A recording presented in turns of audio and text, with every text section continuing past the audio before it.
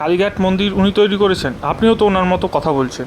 এক সাংবাদিককে বললেন শুভেন্দু অধিকারী, আরও কি বললেন অবশ্যই শুনে নিন। এই সরকার যে কমপ্লিটলি একটা হিন্দু বিরোধী সরকার, এবং যেখানে যাই ঘটুক নিশ্চিতভাবে পাকিস্তানকে যে জবাব আমাদের বীর সেনারা দিচ্ছে এটা বড় ইস্যু। কিন্তু মুর্শিদাবাদে ধুলিয়ান, শামশেরগঞ্জ, মোথাবাড়ি আমরা ভুলতে দেব না। আমি এখান থেকে বেরিয়েই যাচ্ছি, আমার হলদিয়াতে মশাল মিছিল আছে। শুধু এই হিন্দু বিরোধী সরকারের বিরুদ্ধে আমরা শুধু এই প্রেস কনফারেন্স না, রাস্তাতেও থাকবো প্রত্যেক দিন।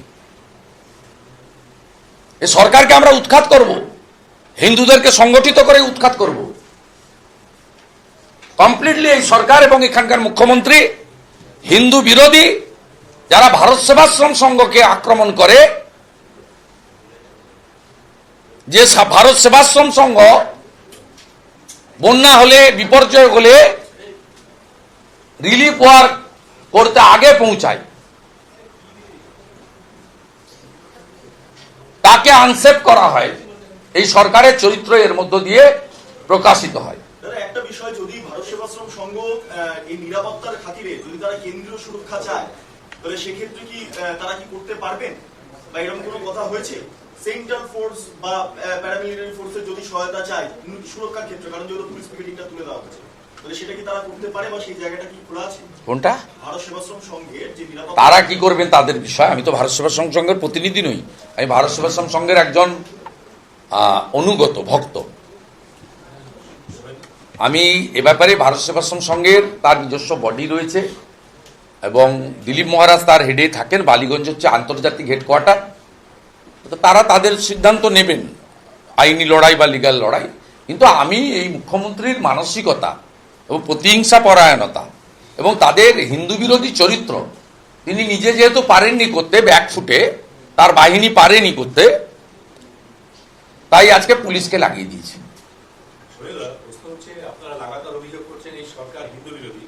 তো এগুলো কি, এগুলো কি এবিপি আনন্দ, এগুলো কি?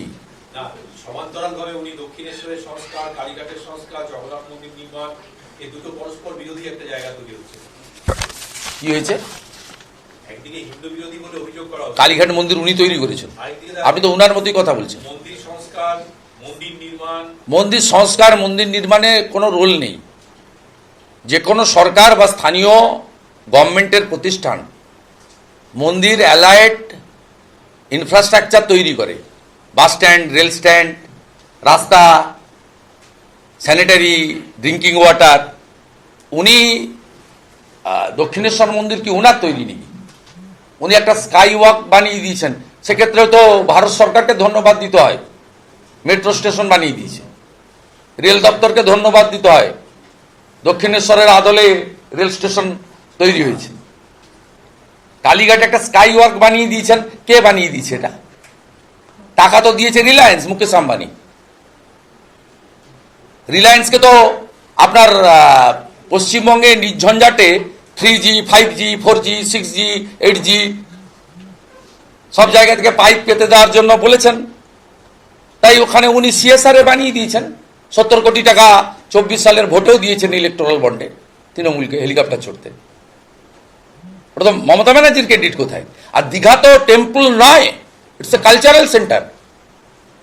এবং আরো তো পরিষ্কার করে দিয়েছেন জগৎগুরু শঙ্করাচার্য গতকাল।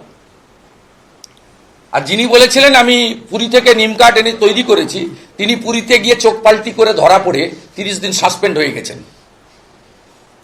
মাননীয় মুখ্যমন্ত্রীর গুরুদেব রামকৃষ্ণ দাস মহাপাত্র, চিটিংবাজ রাজেশ দৈতাপতি, রাহুল যাদব ওখানে গিয়ে সব করছে। ওর সঙ্গে ইসকনের কি সম্পর্ক? জয় পতাকা স্বামী মহারাজ তো পরিষ্কার বলে দিয়েছে যে আমাদের পুজো করতে বলেছিল, ইসকন নীতিতে পুজো করেছি, অর্থ এইসব ব্যাপারে আমরা ইসকন নেই। রাহুল যাদবের মুখটা ধামা ঘষে দিয়েছে, ওর নাম রাধারমন নয়, রাহুল যাদব। ওর সঙ্গে ইসকনের কোনো সম্পর্ক নেই। পূজ্যপাত জয় পতাকা স্বামী ক্লিয়ার করে দিয়েছে আমাদের পুজো করতে বলেছে, আমরা ইসকনের মতে বৈষ্ণব প্রথাতে ভগবান জগন্নাথ মহাপ্রভুর পুজো করে দিয়েছি। তা আমরা এইসব টাকা পয়সা, মন্দির পরিচালনা, এর সঙ্গে ইসকনের কোনো সম্পর্ক নেই।